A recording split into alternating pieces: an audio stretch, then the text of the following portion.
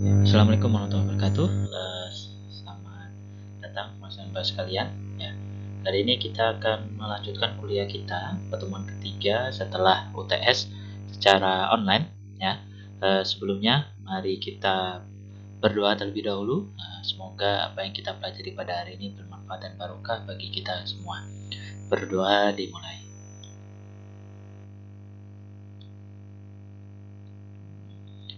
Oke, udah selesai. Kita lanjut, Mas dan Mbak. Sudah 2 pertemuan ya. Di pertemuan awal setelah UTS kita sudah membahas macam-macam paradigma, teori, model dalam perencanaan. Ada 4 yang akan kita bahas. Ada master plan, ada comprehensive planning, ada strategic planning, dan ada participatory planning ya, yang sudah kita pelajari secara umum seperti apa gambarannya. Kemudian minggu lalu kita sudah mempelajari tentang master planning ya, apa itu master planning, kemudian bagaimana cara prosedur pengerjaannya ya, kita sudah pelajari. Nah, hari ini kita akan melanjutkan ke materi yang berikutnya. Oke. Hari ini kita akan membahas tentang comprehensive planning ya, yang kita sudah pelajari di pertemuan pertama ya, setelah UTS. Comprehensive planning adalah sebuah perencanaan yang sifatnya secara menyeluruh ya. Walaupun komprehensif sendiri itu menjadi ciri dari setiap perencanaan, namun komprehensif yang menjadi ciri umum dari setiap perencanaan itu perbedaannya adalah bergantung pada jenis perencanaan yang dilakukan, wilayah yang dilakukan, sehingga di dalamnya aspek-aspek yang direncanakan, aspek-aspek yang dikaji itu disesuaikan dengan perencanaan dan lokasinya. Nah, dalam comprehensive planning, logika berpikirnya dalam perencanaan ini adalah melihat wilayah secara menyeluruh.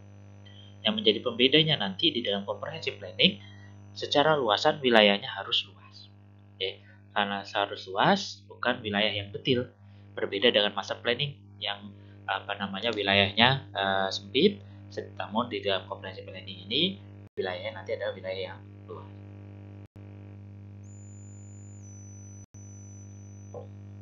Oke, kita lanjutkan. Nah, kita mulai dengan apa yang dimaksud dengan komprehensif. Komprehensif dalam term perencanaan adalah satu, bersifat menyeluruh, holistik, bukan sebagian atau beberapa bagian yang terpisah, parsial dari suatu sistem perencanaan. Oke, jadi kalau kita bicara komprehensif, maka sifatnya adalah menyeluruh, holistik, keseluruhan aspek, keseluruhan wilayah menjadi bagian yang direncanakan. Yang kedua, mencakup faktor-faktor internal yang dapat dikontrol. Jadi segala sesuatu yang ada di internal wilayah itu menjadi bagian dari perencanaan, dari bagian dari data informasi yang harus kita ambil, yang harus kita kumpulkan untuk kemudian kita olah. Namun di dalam komprehensif sendiri tidak hanya bicara internal wilayah, namun juga kita bicara eksternal wilayah, ya, kondisi-kondisi eksternal di luar wilayah yang dapat mempengaruhi kondisi internal wilayah, atau dapat mempengaruhi perencanaan yang sedang kita susun.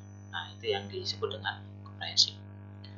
Kemudian, namun di sini, namun bukan berarti memasukkan seluruh elemen dan aspek yang dapat diidentifikasi dari suatu entitas atau komunitas, tetapi harus mempertimbangkan cakupan dan kedetilan yang lengkap, yang dapat ditangani di dalam proses analisis. Nah, tingkat kedetilannya, di sini perbedaannya.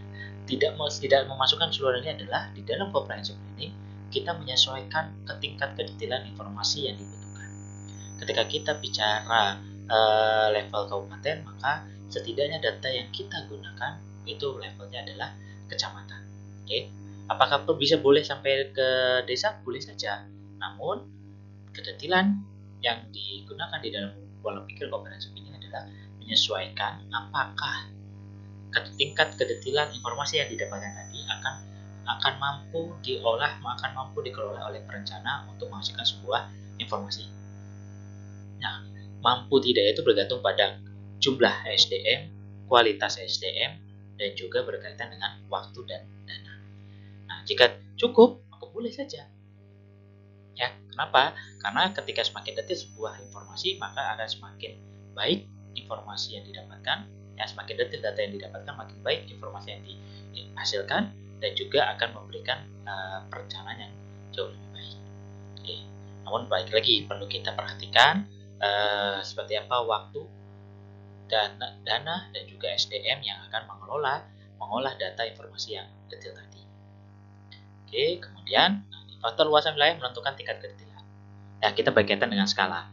Silakan nanti kalau kalian punya waktu sempat, silakan dicek lagi materi dari kartografi dasar atau SIG dasar, ya, atau mata kuliah kartografi tematik, ya, yang berkaitan dengan kedetailan informasi dalam peta. Nah, jadi dalam perencanaan kita tidak akan lepas dengan skala di peta, ya. Jadi informasi minimum yang harus didapatkan, informasi minimum yang harus kita kumpulkan itu sesuai dengan skala perencanaan yang kita buat. Ya, kalau kabupaten ya lingkupnya adalah kabupaten, paling tidak tingkat kedetailannya sampai level kecamatan. Oke. Kalau desa ya sudah pasti tingkat kedetailannya sangat detail, ya, bahkan sampai parsil-parsil tanah itu pun akan teridentifikasi. Nah, oke, jangan sampai perencanaannya kita level desa tapi informasi yang kita gunakan level kecamatan atau level kabupaten, atau sebaliknya kecamatan kita pakai data level kabupaten, itu menjadi hal yang sangat tidak relevan, ya. Minimal satu level dengan skala perencanaan yang kita dapatkan lebih baik jika kita bisa detailkan sehingga terjadi variasi informasi data, variasi secara spasial wilayah.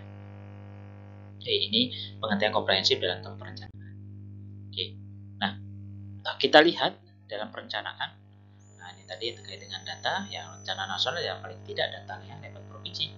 Boleh tidak pakai data nasional? Boleh. Cuman kalau seluruh informasi ada level nasional, hanya single data.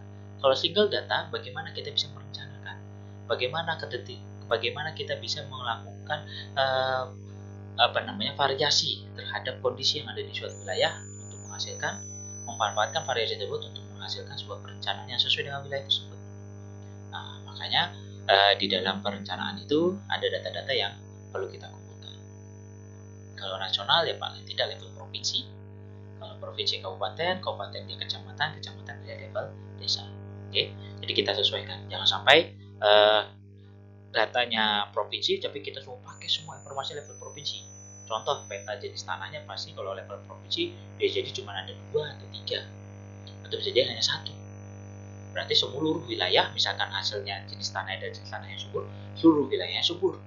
Kalau seluruh wilayah subur artinya seluruh wilayahnya kayak itu jadi pertanian. Kalau dalam daya dukung daya tampung atau kita bicara kesesuaian lahan, maka seluruh wilayahnya sangat sesuai untuk pertanian. Berarti prioritas utamanya adalah pertanian. Tidak bisa kita masukkan di situ industri, perdagangan dan jasa dan seterusnya. Atau sebaliknya, ternyata jenis tanahnya ada jenis tanah yang tidak subur. Ya, mengakibatkan kita langsung memberikan kesimpulan karena cuma satu jenis tanah tidak subur, maka contoh dia Boyolali pakai peta level provinsi, ya, data tanah level provinsi atau bahkan level 1 Pulau Jawa, hasilnya adalah satu jenis tanah dan jenis tanah yang tidak subur, maka Boyolali tidak boleh ada pertanian. Nah, kesimpulan yang sangat salah. Jadi kedetailan informasi, data yang bisa kita kumpulkan disesuaikan dengan skala permintaannya, skala perencanaannya, sehingga kita bisa menghasilkan sebuah perencanaan yang tepat sesuai dengan kondisi yang ada di suatu wilayah. Oke, kita lanjut. Kita masuk ke dalam comprehensive planning. Apa karakteristik dari comprehensive planning? Yang pertama sudah pasti komprehensif, ya, holistik. Yang kedua sistematis, ada tahapan, ada prosedur yang harus diikuti, ya, dimana kalau kita bicara komprehensif seluruh aspek dikaji, maka ada prosedural dari tiap aspek itu untuk dalam mengumpulkan data, informasi, hingga dapat mendapatkan sebuah informasi. Setelah informasi baru masuk ke dalam proses penyusunan perencanaan. Oke. Kemudian pendekatannya ilmiah. Kajian-kajiannya adalah keilmuan yang logis rasional. Ya, jadi sifat dari comprehensive planning itu mengadopsi kajian-kajian ilmiah.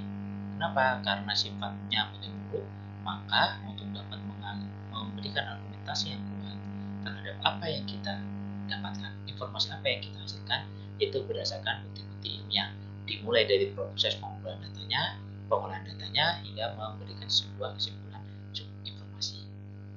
Kemudian evaluasinya dilakukan secara tepat. Nah, evaluasi setiap 5 tahun sekali untuk RT/RW dan EDTR, namun masa berlakunya nanti selama 20 tahun. Oke. Rasionalitas, ya, berkaitan dengan metode prosedur yang kita pakai, maka di dalam rasionalitas kita akan bisa melihat satu-satunya adalah analisis hinterland, daerah belakang. Oke, hanya terbatas pada wilayah yang berada di sekitar daerah perencanaan, yang di luar itu dianggap tidak mempengaruhi. Jadi kita melihat rasionalitasnya apa? Kita melihat bahwa logika berpikir secara logika, secara teori, salah satunya adalah analisis hinterland. Kenapa? Karena secara teori hinterland adalah daerah penyangga, daerah yang mendukung sebuah kegiatan yang ada di pusat wilayah. Nah, jadi kita bisa analisa hinterland, yang dimana hanya terfokus pada daerah hinterland yang berada di wilayah perencanaan yang kita buat. Berarti kalau misalnya kita merencanakan Boyolali, berarti daerah hinterlandnya adalah kecamatan-kecamatan yang ada di Kabupaten Boyolali. Kemudian analisis dilakukan oleh para pakar. Nah, dianggap semua pakar mempunyai rasionalitas yang sama. Rasionalitas ini yang dibuat di dalam teknik yang pertama tadi bicara wilayah, jadi terfokus wilayahnya adalah melihat, menganalisa kondisi-kondisi, faktor-faktor ya, baik positif maupun negatif itu hanya berkutat pada wilayah kajian yang wilayah perencanaan kita buat. Kemudian yang kedua, para pakar itu memiliki cara berpikir, logika berpikir, rasionalitas yang sama. Nah, contohnya ketika kamu merencanakan sebuah wilayah dengan pola pikir kamu sebagai ketua tim berkeinginan mempunyai arah mengembangkan Boyolali kepada pola pikir environmentalis, ya, paradigma environmentalis, maka kamu harus mengumpulkan ahli-ahli yang memiliki kecenderungan yang sama ke arah environmentalis. Jangan sampai kamu merekrut, mengajak tim, mengumpulkan tim-tim yang salah satu atau 2-3 orang di dalamnya itu memiliki perbedaan cara pandang dalam perencanaan. Kenapa? Karena itu nanti akan mempengaruhi proses perencanaannya dan juga kualitas perencanaannya. Kenapa? Karena pada akhirnya nanti akan ada terjadi pertentangan, yang satu environmentalis, satunya ekonomis. Maka ekonomi sentris, jadi terjadi perdebatan dalam proses penentuan wilayah-wilayah mana yang boleh dibangun ataupun wilayah yang tidak boleh dibangun. Oke, kemudian rasionalitas yang dipakai di dalam perencanaan comprehensive planning adalah bersifat objektif. Perbedaan objektif bebas dari penilaian, berbeda dari nilai-nilai yang sifatnya individualis. Jadi objektif. Ketika mengerjakan, ketika berdiskusi, fokus pada apa yang dikaji, fokus pada data yang didapatkan, fokus pada hasil pengolahan data yang sudah dilakukan. Nah, jadi dia tidak membawa nilai-nilai pribadi atau membawa nilai-nilai di luar, asumsi-asumsi di luar informasi data yang ada di lapangan. Jadi inilah comprehensive planning.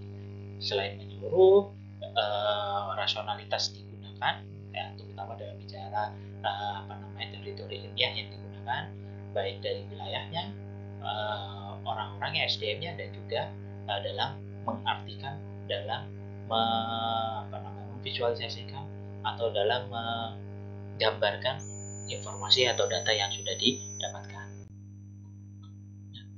Bagaimana tahapan penyusunannya? Yang sistematis tadi, pertama dilakukan adalah mengumpulkan data dan mengolah data. Jadi kita kumpulkan semua data informasi yang sesuai, yang relevan dengan wilayah kajian kita. Oke. Setelah itu kita lakukan pengolahan data. Data-data kita olah, kita cari, kita simpulkan informasi-informasi yang bisa kita dapatkan. Oke, setelah itu data-data tadi dalam proses penyusunan informasi kita lakukan analisa-analisa yang sesuai dengan kondisi atau informasi yang didapatkan. Setelah itu dilakukan perumusan tujuan dan sasaran perencanaan. Apa tujuannya? Apa sasarannya? Ya, ini berkaitan nantinya bisa dikaitkan dengan RPJP, bisa dikaitkan dengan RT RW level atasnya. Kalau kabupaten berarti bisa dikaitkan dengan provinsi atau RW nasional, dan juga bisa dikaitkan dengan kondisi-kondisi existing, masukan-masukan dari stakeholder terkait. Oke, kemudian pengembangan alternatif rencana. Di dalam perencanaan kita tidak bisa lepas dengan yang namanya alternatif rencana. Kenapa? Karena dalam proses perencanaan itu nanti kita perlu opsi-opsi. Ketika kita melihat suatu wilayah memiliki berbagai potensi atau berbagai masalah, maka kita harus bisa merumuskan berbagai alternatif untuk dapat nantinya didiskusikan mana alternatif yang paling baik, alternatif yang terbaik. Ya, karena kita sudah pasti membuat alternatif yang baik untuk mengatasi masalah atau mengakomodir mengembangkan sebuah potensi. Nah, kita harus cari, kita harus lihat apa alternatifnya, kemudian nanti setelah itu kita evaluasi, kita seleksi. Nah, jadi kita buat opsi, kita fokus pada misalnya karena ada potensi perkembangan, ada potensi terkait dengan tambang, maka kita bisa fokus pengembangan terhadap tambang. Ternyata ada potensi pariwisata, maka kita bisa fokus pada pengembangan pariwisata. Maka kita bisa membuat sebuah opsi-opsi alternatif, kemudian kita akan evaluasi. Evaluasi digunakan untuk apa? Untuk melihat dari setiap alternatif ini mana yang akan memberikan dampak positif yang terbanyak dan memberikan dampak negatif yang paling sedikit. Atau evaluasinya bisa juga berdasarkan mana alternatif-alternatif yang bisa segera kita terapkan, mana yang tidak bisa kita terapkan.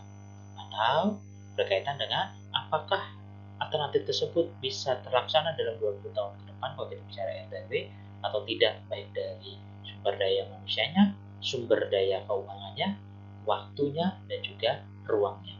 Mana yang akan paling possible, yang paling masuk akal untuk dapat terwujud dalam waktu kalau kita bicara RTW 20 tahun ke depan. Kalau sudah terpilih satu alternatif rencana, ya, atau gabungan dari satu atau dua atau tiga alternatif rencana, maka kita lakukan penyusunan dokumen rencana. Kemudian di dalam dokumen rencana berisi detail rencananya, termasuk di dalamnya program dan proyek tindakan.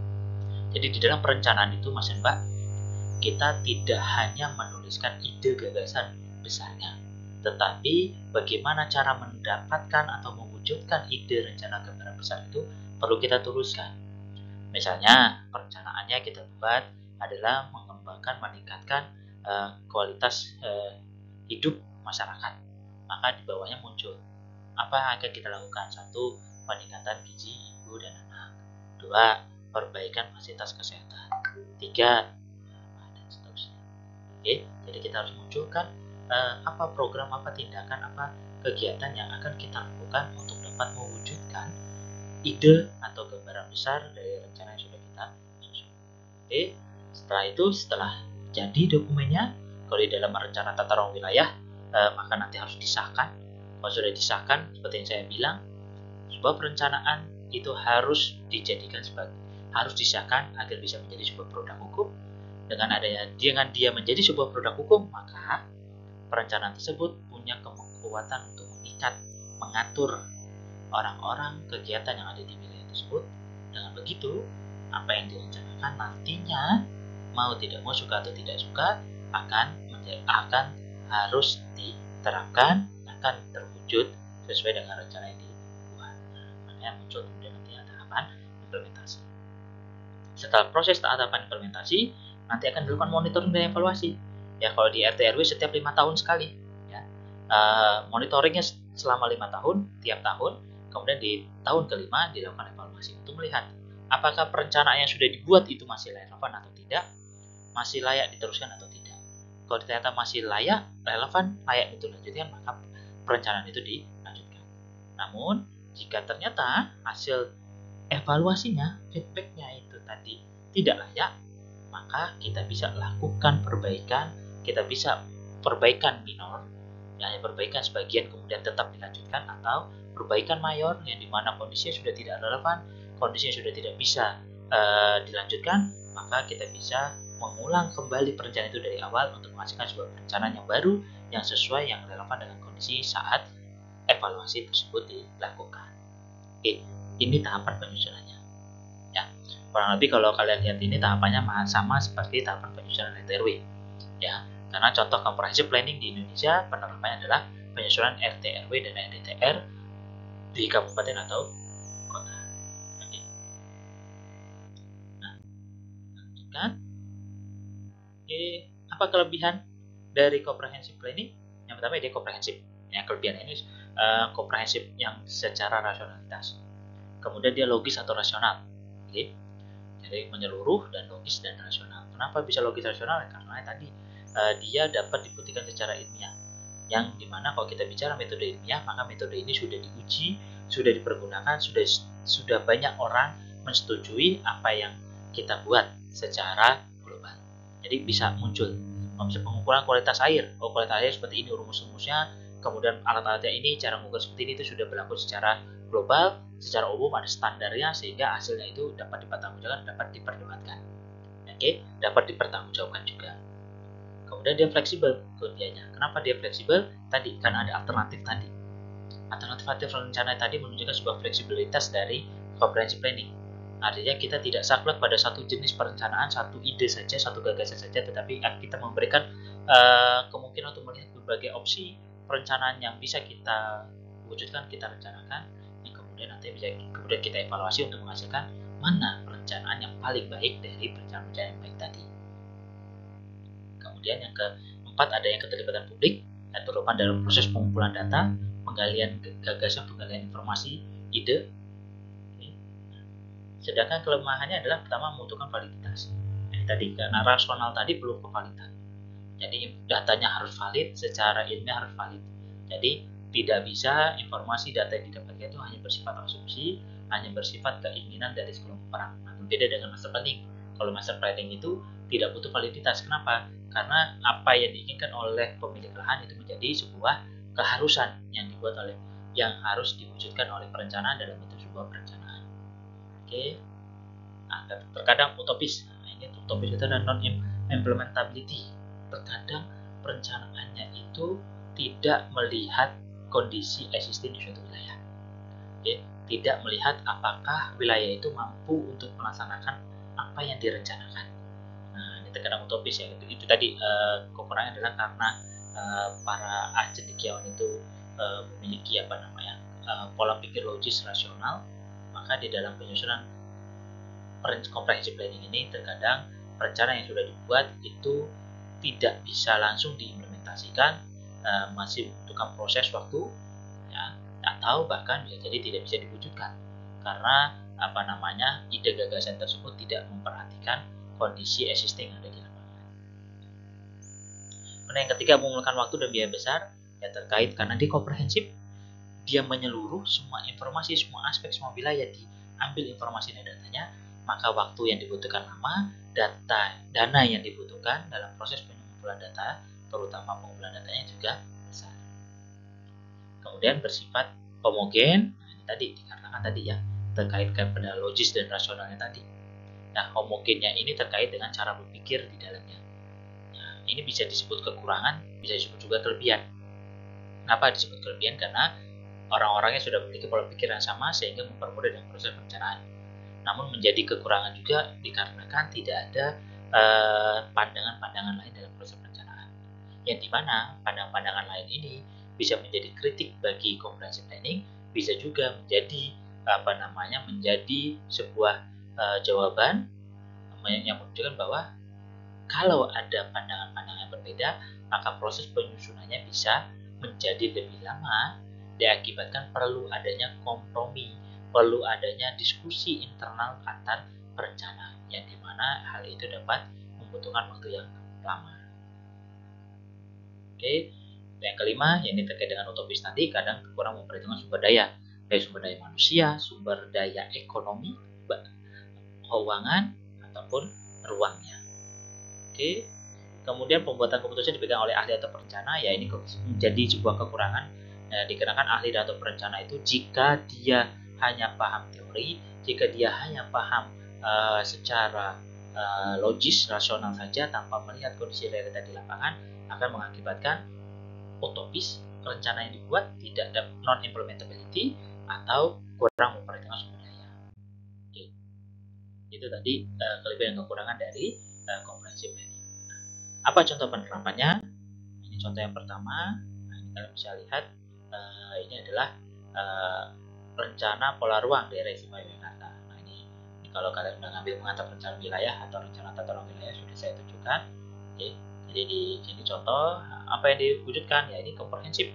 Komprehensifnya apa ya? Seluruh wilayah ini, seluruh wilayah dari daerah istimewa Yogyakarta yang provinsi DIY ini, maka semua wilayahnya itu dikaji. Tidak ada satupun wilayah yang tidak kemudian muncul apa rekomendasi, apa rencana yang akan diterapkan di wilayah tersebut. Atau ini contohnya rencana blok pemanfaatan ruang yang ada di mana ini? Kecamatan Prambanan, Provinsi DIY contohnya. Oke, maka komprehensifnya apa? Seluruh wilayah ini direncanakan. Oke, itu Mas dan Mbak materi kita hari ini. Kurang lebihnya itu terkait dengan comprehensive planning, di mana comprehensive planning ini kita bicara secara komprehensif wilayah yang kita kaji, cara berpikir yang rasional, logis, ya, di mana nantinya akan menghasilkan sebuah perencanaan yang dapat dipertanggungjawabkan secara ilmiah. Oke, kalau ada pertanyaan silakan nanti bisa ditanyakan langsung di kelas atau bisa ditanyakan melalui kolom diskusi di Spada. Oke, nanti akan saya jawab untuk diskusi-diskusi yang akan kalian sampaikan. Oke, itu saja dari saya. Kurang lebih saya mohon maaf. Saya akhiri. Assalamualaikum warahmatullahi wabarakatuh.